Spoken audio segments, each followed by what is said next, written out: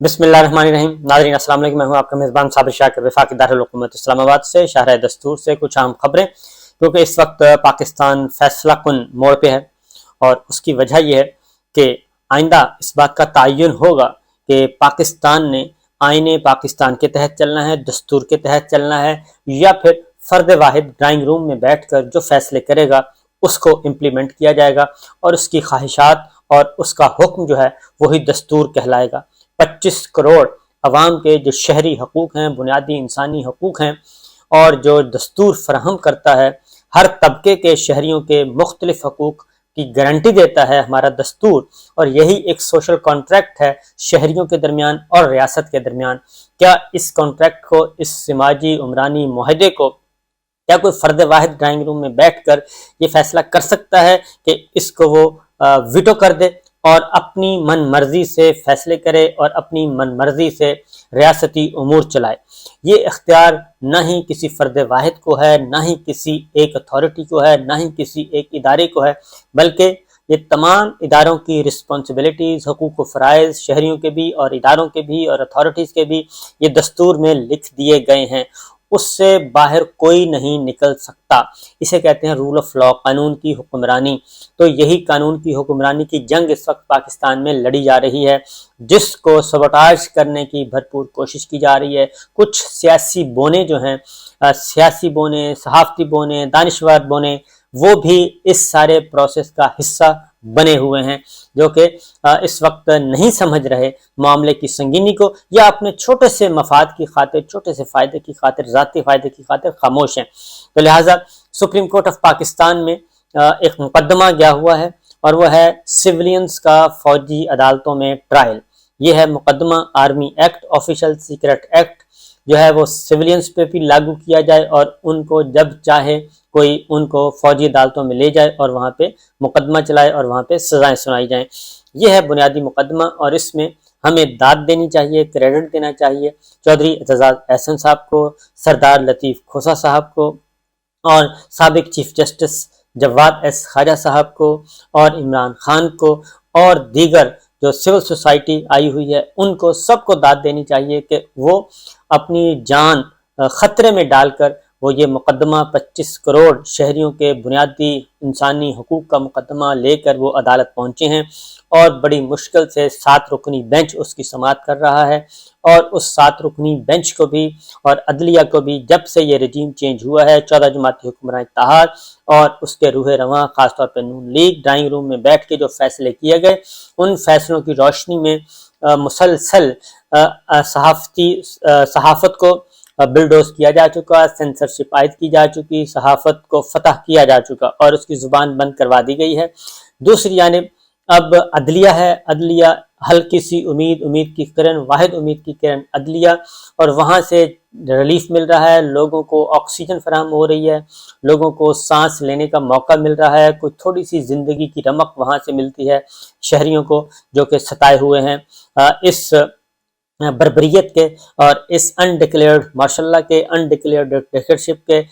اس کے ستائے ہوئے ہیں. تو لہٰذا ان کو ریلیف مل رہا ہے عدلیہ کو، اور عدلیہ کو بھی دبانے کی بھرپور کوشش کی جا رہی ہے.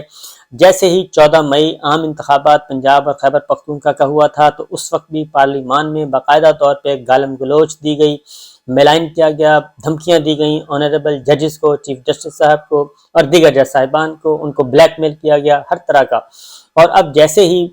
فوجی عدالتوں کے خلاف سویلین کے ٹرائل کا مقدمہ وہاں پہ زیر سماعت ہے، تو کل سے یہ سلسلہ پھر شروع ہو گیا ہے، اور وہی گالم گلوچ بریگیڈ جو ہے، جو پہلے سرگرم عمل تھا، اب وہ سرگرم عمل دوبارہ ہو گیا ہے. وہی کردار دوبارہ سے شروع ہو چکے ہیں. وزیر دفاع، وزیر داخلہ، وزیر قانون اور مشیر قانون، یہ سب کے سب، مشیر داخلہ، یہ سارے کے سارے آ گئے ہیں میدان میں، اور وزیر اعظم شہباز شریف صاحب کی خصوصی ہدایات پہ یہ سب کچھ ہو رہا ہے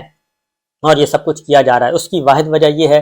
کہ کسی بھی صورت میں وہ کہتے ہیں کہ آئندہ الیکشن جو ہے وہ ہر صورت میں ہم نے جیتنا ہے، اور اس میں پاکستان کی number 1 political party Imran Khan,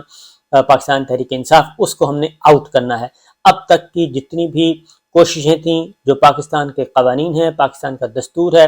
اس کی زد میں ابھی تک نہ پاکستان تحریک انصاف آئی اور نہ ہی عمران خان صاحب آئے اور نہ ہی ان کے دیگر رہنما آئے. ان پہ کسی قسم کا کوئی کرپشن کا کیس ثابت نہیں ہوا. اس لیے اب دوسرے حربے استعمال کیے جا رہے ہیں تاکہ ان کو آؤٹ کیا جا سکے پولیٹکس سے. اور اس میں نون جو ہے وہ پیش ہے. اس کی وجہ یہ ہے کہ یہ دنگل جو ہے وہ لگنا ہے اور وہ پنجاب میں لگنا ہے، تخت لاہور کو جیتنا ہے، پھر تخت خیبر پختونخوا کو جیتنا ہے. عام حالات میں پچھلا ویلاگ میرا ضرور سن لیجیے گا، اس میں آپ کو بتا چکا ہوں کہ سروے جو لاسٹ سروے ہوا ہے اس میں بھی کہیں دور دور تک نون نظر نہیں آ رہی. پاکستان پیپلز پارٹی اس سے بہتر پوزیشن میں ہے اس وقت. پاکستان تحریک انصاف نمبر 1 پہ ہے، پیپلز پارٹی دوسرے پہ ہے، نون لیگ تیسرے پہ ہے. یعنی اگر فری اینڈ فیئر الیکشن ہوتا ہے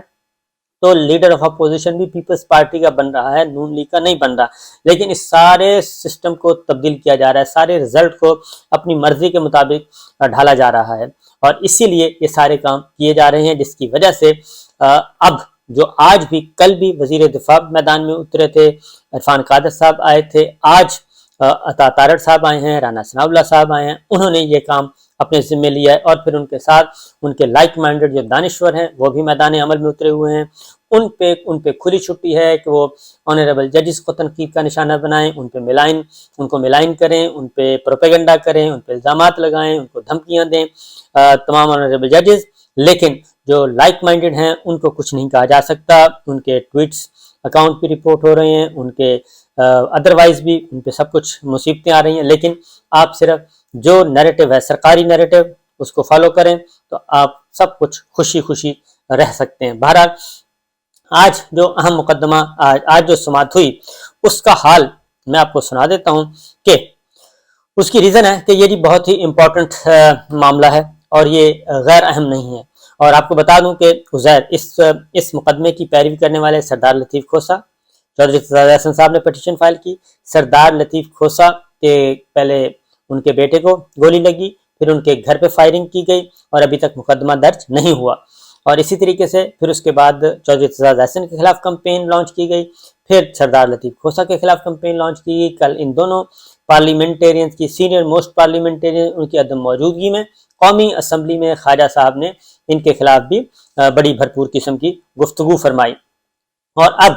ایک طے شدہ پلان کے مطابق، ایک طے شدہ ایجنڈے کے مطابق اس سارے پروسیس کو، یہ عدالتی پروسیس جو چل رہا ہے، اس کو متنازع بنانے کی کوشش کی جا رہی ہے اور پہلے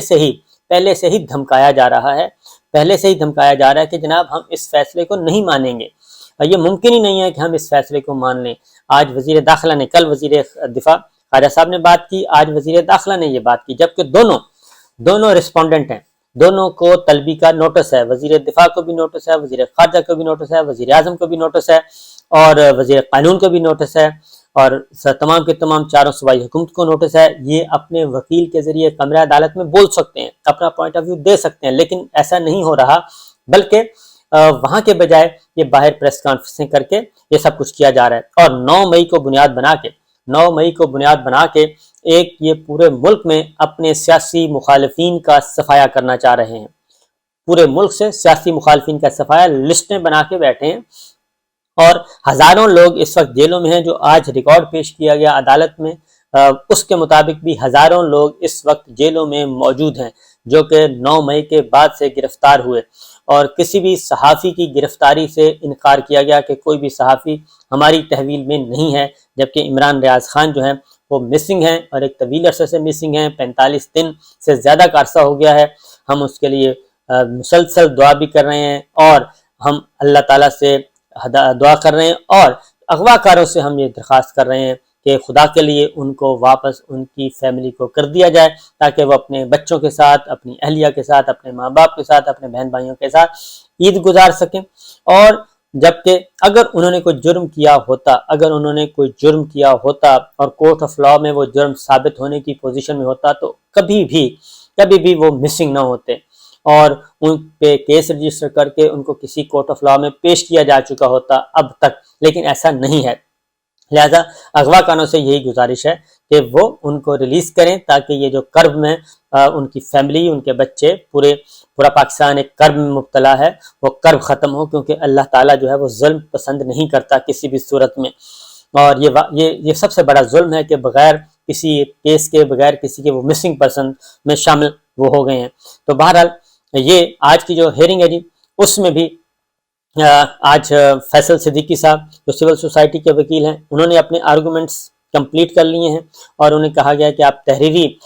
جو ہیں آرگومنٹس بھی داخل کر دیں۔ سردار لطیف کھوسہ وہ اپنے آرگومنٹس کمپلیٹ کر چکے ہیں، اور چودھری اعتزاز احسن کے وکیل ہیں۔ اسی طریقے سے چودھری اعتزاز احسن صاحب بھی کورٹ روم میں موجود تھے، کل بھی موجود تھے، اور انہوں نے اس بات پہ بہت زیادہ حیرت کا اظہار کیا باہر ٹاک بھی، کہ جسٹس قاضی فائز عیسیٰ صاحب کو ہم نے بہت روکا، ہم چاہتے تھے کہ اس اہم ترین مقدمے میں وہ بیٹھیں اور اس کا فیصلہ کریں اور اس کو فیصلے کو طاقت بخشیں، لیکن وہ نہیں رکے، اور انہوں نے اس بینچ میں بیٹھنا مناسب نہیں سمجھا۔ اب وہ ایک بنیاد، ایک جو ہے وہ کیا تنازع جو ہے وہ کھڑا کر کے جا چکے ہیں، بینچ کے بارے میں تنازع کھڑا کر کے جا چکے ہیں، اور اس کے بعد اب چیمبر میں ہیں، ایک نوٹ تحریر کریں گے، اور نوٹ تحریر کر کے وہ اس فیصلے کے ساتھ لگوانے کی کوشش کریں گے، تاکہ وہ اس فیصلے کے ساتھ لگے، جبکہ وہ اس بینچ کا اب حصہ نہیں رہے۔ یہ بالکل ریپیٹ ٹیلی کاسٹ ہے جو پہلے ہوا تھا عام انتخابات پنجاب اور خیبر پختونخوا میں عام انتخابات کے حوالے سے، جیسے اس میں کیا گیا تھا، یہ بھی یہ اسی کی ریپیٹ ٹیلی کاسٹ کرنا چاہ رہے ہیں۔ آج ایک اور آنریبل جج نے اشارہ کیا ہے کہ شاید وہ بھی سوموار منگل تک کوئی فیصلہ کر لیں، لیکن وہ جب فیصلہ کریں گے تو اس کے بعد بات کریں گے، لیکن فی الوقت یہ ہو چکا ہے۔ اور chief justice of Pakistan Umar Ata Bandial صاحب اور دیگر 6 ممبرز، یعنی کہ ٹوٹل 7 رکنی بینچ جو ہے، انہوں نے آج اندیا دیا ہے کہ یہ ساری کے ساری کاروائی جو ہے ہم کوشش کریں گے کہ منگل تک مکمل کر لیں اور اس پہ فیصلہ صادر کر دیں۔ اس کی وجہ یہ ہے کہ اس کے بعد پھر عید کی چھٹیاں سٹارٹ ہو جائیں گی، اور عید کی چھٹیوں سے پہلے میرا اپنا خیال ہے کہ عدالت جو ہے وہ اس بارے میں فیصلہ کر کے جائے گی۔ اس کی بعد پھر جمعرات سے سٹارٹ ہو جائیں گی چھٹیاں، بدھ سے، بلکہ بدھ، جمعرات، جمعہ، ہفتہ اتوار یہ چھٹیاں ہوں گی، پھر منڈے سے نیکسٹ منڈے سے پھر سلسلہ شروع ہوگا۔ تو دیکھتے ہیں جی کیا ہوتا ہے۔ فی الوقت میں نے کہا آپ کے سامنے تصویر رکھوں، لیکن ہمیں سپورٹ کرنا چاہیے، کیونکہ اگر ایک دفعہ یہ راستہ کھل گیا، اگر ایک دفعہ یہ راستہ کھل گیا تو پھر اس کو بند کرنا بہت مشکل ہو جائے گا۔ آج رانا صاحب بہت جوش و خروش سے، رانا صاحب بھی، عطا تارڑ صاحب بھی، وزیر دفاع بھی، یہ سب بہت بڑے زور شور سے کہہ رہے ہیں کہ جناب مقدمے چلنے چاہیے، اور اسی میں چلنے چاہیے، 9 مئی کے حوالے سے چلنے چاہیے، فوجی عدالتوں میں چلنے چاہیے، اور کم از کم 100 لوگوں کو تو سزا ہونی چاہیے۔ یعنی پہلے سے یہ فیصلہ کر چکے ہیں کہ ہم نے 100 شارٹ لسٹ کر کے بیٹھے ہیں کہ یہ 100 لوگ ہیں، ان 100 لوگوں کو ہم نے 9 مئی کے اندر ہی ان ساروں کو فارغ کر دیں گے ہم سیاست سے۔ یہ جنرل ایوب خان کا جو ایبڈو آیا تھا، یہ بالکل اسی طریقے سے ہے کہ ایبڈو میں بھی پوری کی پوری پولیٹیکل لاٹ جو ہے سیاسی رہنماؤں کی، وہ فارغ کر دی گئی تھی، اور ان کو ڈسکوالیفائی کر دیا گیا تھا 5 سال کے لیے۔ ابھی بھی یہی پلان ہے کہ وہ 100 بندہ ان کے زبان سے نکل گیا ہے کہ 100 آدمیوں کی لسٹ موجود ہے، کم از کم 100 لوگوں کو تو ہم نے فارغ کرنا ہی کرنا ہے۔ جب پہلے سے فیصلہ ہو ہی چکا ہے تو اسی لیے یہ سارے کے ساری جو باتیں کی جا رہی ہیں وہ تو پھر طے شدہ پلان ہے۔ یہ انصاف نہیں ہے، یہ کوئی کورٹ نہیں ہے، یہ کوئی عدالتی پروسیس نہیں ہے، بلکہ یہ پہلے سے فیصلہ ہو چکا ہے، اور فیصلے سنائے جا رہے ہیں پریس کانفرنس میں، ٹی وی ٹاک شوز میں، اور پارلیمان کے اندر تقریروں کے ذریعے۔ جب یہ ساری چیزیں ہو رہی ہیں تو پھر آپ خود سوچ لیجئے کہ معاملہ اصل میں ہے کیا۔ اجازت دیجئے، اللہ حافظ۔